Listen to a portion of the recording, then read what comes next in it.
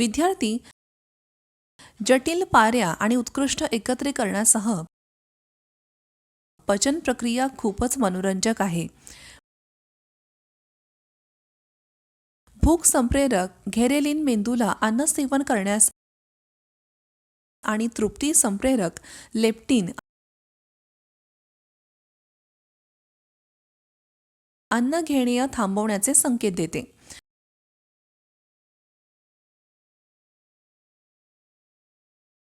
चव आणि वास हे अन्न जाणण्यासाठी एकमेकांशी जोडलेले संकेत आहेत.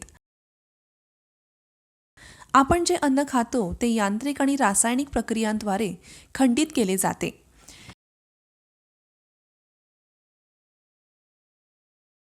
मी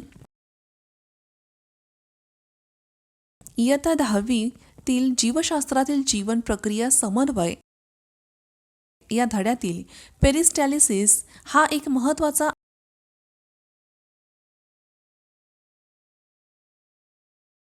आणि मनोरंजक विषय स्पष्ट करण्यासाठी येथे आले आहे.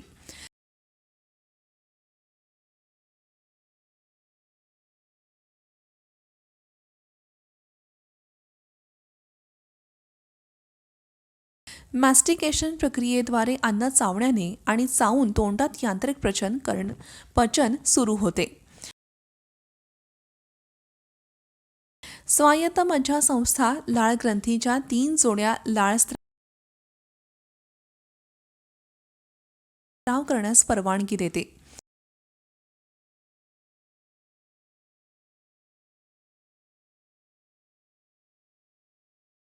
हे बोलस नावाच्या स्लरी मासच्या स्वरूपात चघळणे आणि गिळणे सोपे करण्यासाठी अन्न ओलसर करते.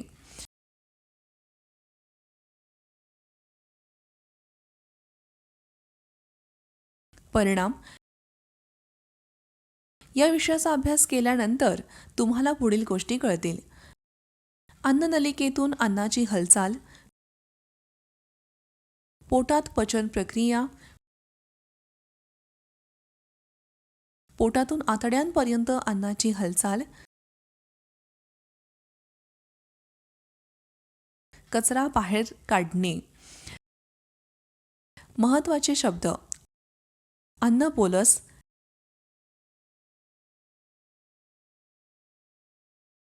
पेरिस्टॅलिसिस, कायम,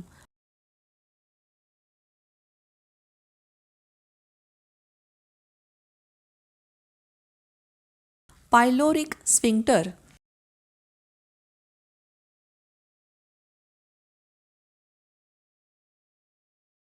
विली,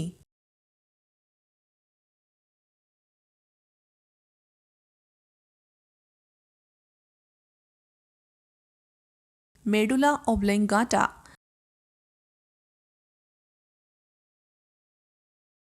ब्रेन स्टीम.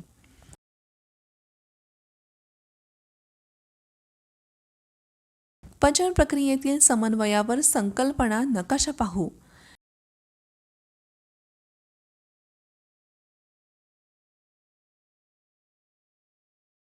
पचन प्रक्रिया भूक लागण्यापासून ते अन्नाच्या वापरापर्यंत एकमेकांशी निगडीत आहे आणि अन्न वेगवेगळ्या टप्प्यांवर खंडित केले जाते.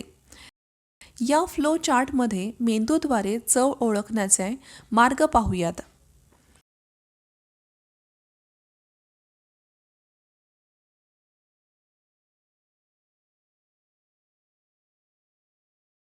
अन्ननलिकेतून अन्नाचा प्रवास. तोंडाच्या गिळण्याच्या क्रियेने ढकललेले अन्न अन्ननलिकेला मिळते. अन्ननलिकेतील पेरिस्टॅलिक हालचाल ही अन्ननलिकेच्या भिंतींची लहरीसारखी हालचाल आहे. अन्ननलिकेच्या भिंती श्लेष्मा नावाच्या निसरडा पदार्थ स्त्राव करतात. श्लेष्मा वंगण घालते आणि अन्ननलिका भिंतींना नुकसान होण्यापासून संरक्षण करते.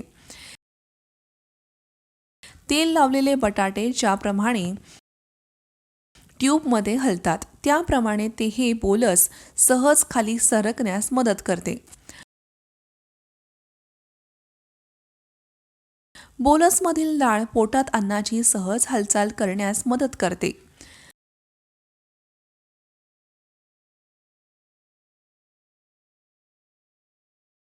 अन्ननलिकेची भिंत दोन प्रकारच्या गुळगुळीत स्नायूंनी बनलेली असते.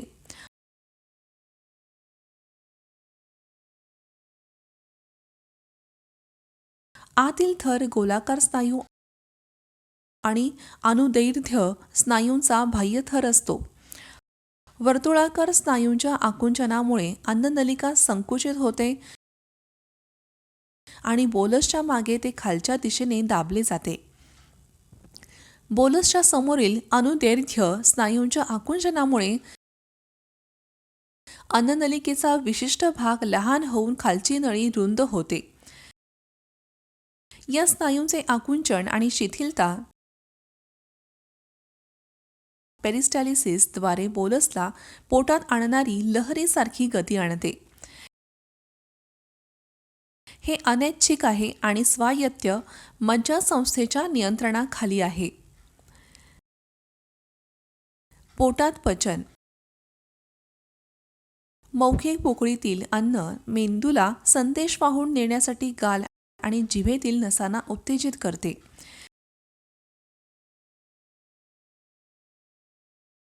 हे संदेश मेंदूकडून पोटाच्या भिंतीपर्यंत पोहोचवले जातात. जठरासंबंधी रस निर्माण करण्यासाठी जठरासंबंधी ग्रंथी उत्तेजित करतात. पोटाच्या भिंती हायड्रोक्लोरिक ॲसिड HCl युक्त रस स्त्राव करतात. आपल्यापैकी बहुतेकांना यामुळे ढेकर येणे आणि जळजळ होण्याचा अनुभव आला असेल. पोटाचे स्नायू आकुंचन पावतात आणि अन्न आम्ल आणि रसात मिसळतात. हे पाचक रस अन्नाला गुळगुळीत लापशीसारख्या काहींमध्ये बदलतात.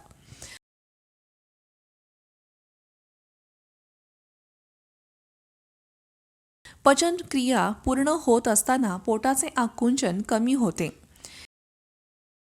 हे पोट उघडताना पायलोरिक स्फिंक्टरच्या स्नायूंना आराम देते आणि लहान आतडे किंवा ड्युओडेनमचा पहिला भाग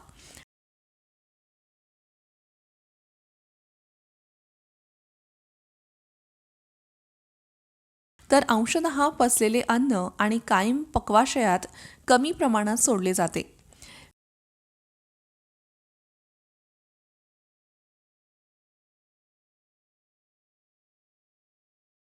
पेरिस्टॅलिसिसमध्ये अन्नामागील स्नायूंच्या आकुंचनाचा समावेश होतो आणि अन्नासमोरील स्नायू शिथिल झाल्यामुळे ते पाचक कालव्यांद्वारे पुढे ढकलले जाते.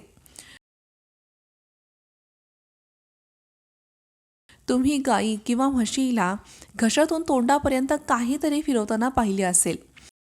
त्यानंतर गाय किंवा म्हैस चावायला लागते. हा प्राण्यांच्या पोटाजवळच्या भागातून परत तोंडाकडे फिरणारा बोलस आहे.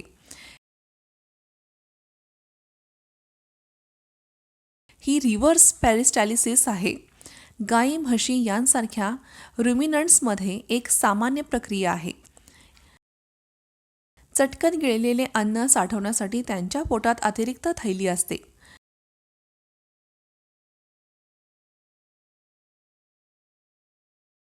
मानवी श्लोकात पेरिस्टॅलिसिस ही अन्न कालव्यातून अवांछित पदार्थ बाहेर टाकण्यासाठी एक संरक्षणात्मक यंत्रणा आहे.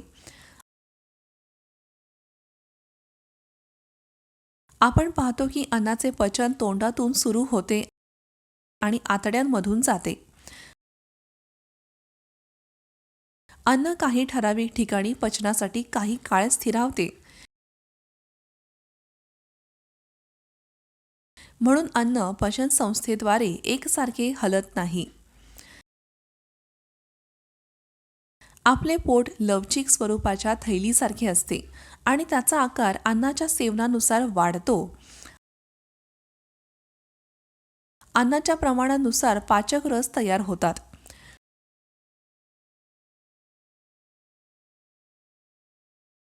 पोटात अन्नाचे प्रमाण कितीही असले तरीही त्याच प्रमाणात पाचक रस निर्माण झाले तर पोटाच्या भिंती नष्ट होतील.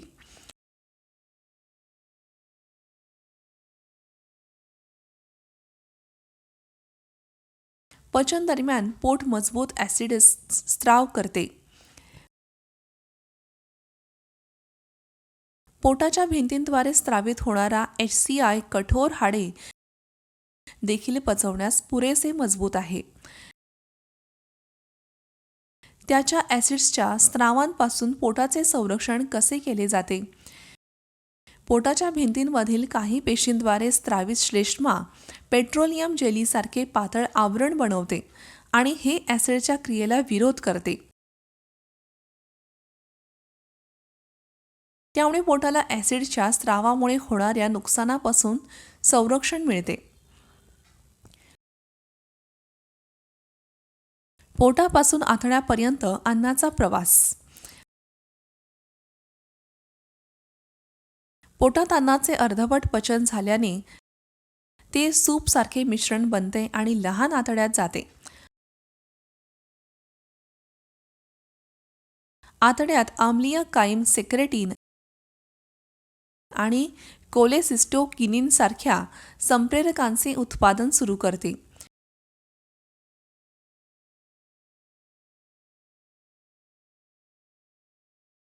हे स्वादुपिंड, यकृत आणि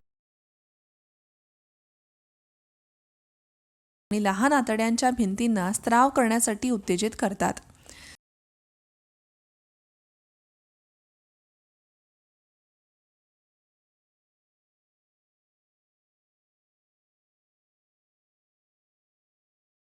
स्वादुपिंडाचा रस, पित्तरस आणि आतड्याचा रस.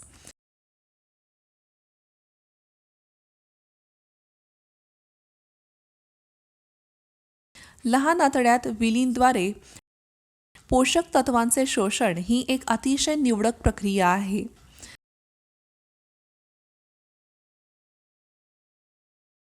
लहान आतड्याच्या आतील पृष्ठभागावर हजारो बोटांसारखे प्रक्षेपण असतात, ज्याला विली म्हणतात.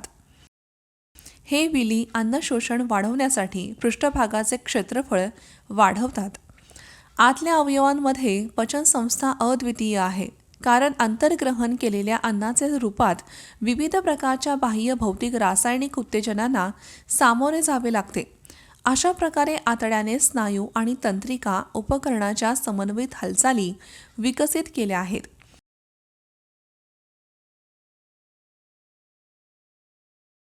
हे पचन, शोषण आणि उत्सर्जन दरम्यान अन्नाचे योग्य मिश्रण आणि चालना सुनिश्चित करते. पचन संस्थेचे तांत्रिक तंत्र हे न्यूरॉन्सचे एक जटिल नेटवर्क आहे.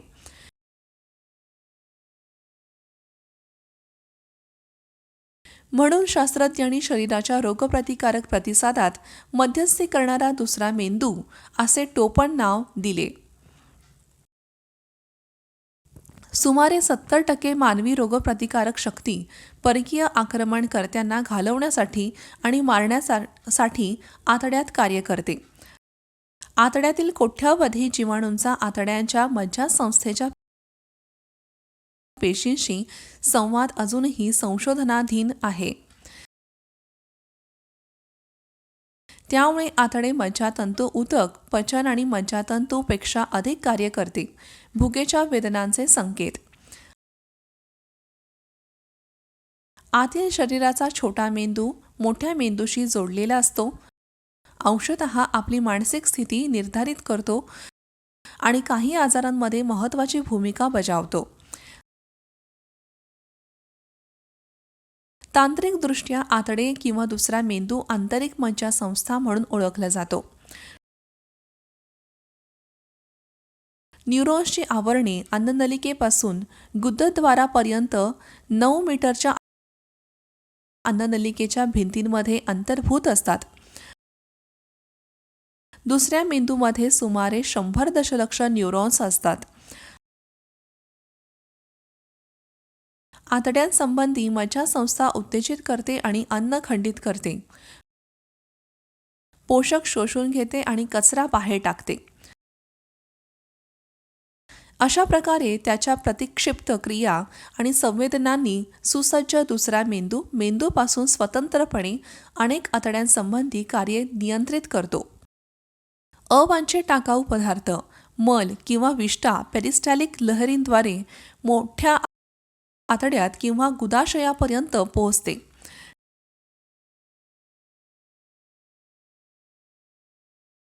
कोलनची डावी बाजू विष्ठेच्या साठवण टाकीप्रमाणे काम करते. पाणी पुन्हा शोषले जाते आणि उरलेला कठीण कचरा गुदाशयात साठवला जातो. या दुर्गंधीयुक्त पिवळसर विष्ठेला स्टूल म्हणतात आणि शरीरातून बाहेर काढले जाते गुदद्वार माध्यमातून. दोन स्नायूंचा थर मल बाहेर पडण्यास मदत करतात. एक अनैच्छिक नियंत्रणाखाली आहे आणि दुसरा ऐच्छिक नियंत्रणाखाली आहे. या स्नायूंच्या रचना गुदद्वारासंबंधींचा स्फिंक्टर नावाच्या कालव्याचे छिद्र उघडण्यास आणि बंद करण्यास मदत करतात.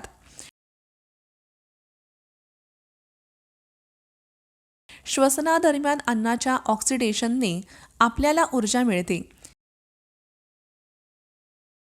ही एक अनैच्छिक प्रक्रिया आहे जी स्वायत्त मज्जासंस्था ॲनसच्या मेडुला ऑब्लिंगाटाद्वारे नियंत्रित केली जाते.